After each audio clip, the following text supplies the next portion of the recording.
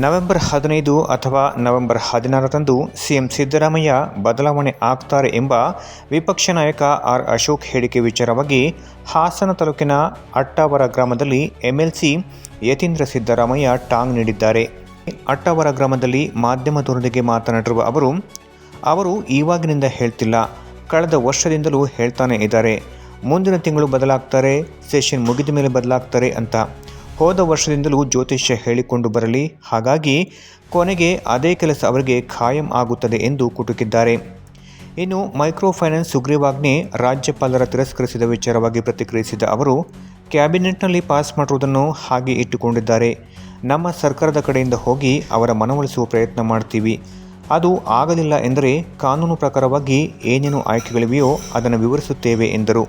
ಅಲ್ಲ, ಇವಾಗಿಂದ ಹೇಳ್ತಿಲ್ಲ, ಅವ್ರು ಯಾವಾಗಿಂದ ಹೋದ ವರ್ಷದಿಂದನೂ ಹೇಳ್ತಾ ಇದ್ದಾರೆ, ಮುಂದಿನ ತಿಂಗಳು ಬದಲಾಗ್ಬಿಡ್ತಾರೆ, ನೆಕ್ಸ್ಟ್ ಸೆಷನಲ್ಲಿ ಬದಲಾಗ್ಬಿಡ್ತಾರೆ ಅಂತ. ಸೊ ಹಾಗಾಗಿ ಅವ್ರು ಜ್ಯೋತಿಷ ಹೇಳ್ಕೊಂಡೇ ಬರಲಿ, ಕೊನೆಗೆ ಅದೇ ಕೆಲಸ ಅವ್ರು ಕಾಯಲ್ಲ. ಈಗ ಎಷ್ಟೊಂದು ಅದೇ ರೀತಿ ಕಾನೂನುಗಳನ್ನ ನಾವು ಅಸೆಂಬ್ಲಿ ಪಾಸ್ ಮಾಡಿದ್ರೆ ಗವರ್ನರ್ ಹಾಗೆ ಇಟ್ಕೊಂಡಿದ್ದಾರೆ ರಾಜ್ಯಪಾಲರು.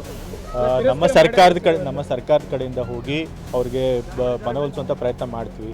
ಅದಾಗಲಿಲ್ಲ ಅಂತಂತಂದರೆ ನಾವು ಕಾನೂನು ಪ್ರಕಾರವಾಗಿ ನಾವು ಏನೇನು ಆಪ್ಷನ್ಸ್ನ ಎಕ್ಸ್ಪ್ಲೋರ್ ಮಾಡ್ಬೋದು ಅದನ್ನು ಮಾಡಿ, ನಮ್ಮ ಅಸೆಂಬ್ಲಿಯಿಂದ ಪಾಸ್ ಆಗಿರೋದು ಕಾನೂನು ಪ್ರಕಾರ ಪಾಸ್ ಆಗಿದೆ, ಹಾಗಾಗಿ ಹಕ್ಕನ್ನು ನಾವು ಪಡ್ಬೋದು.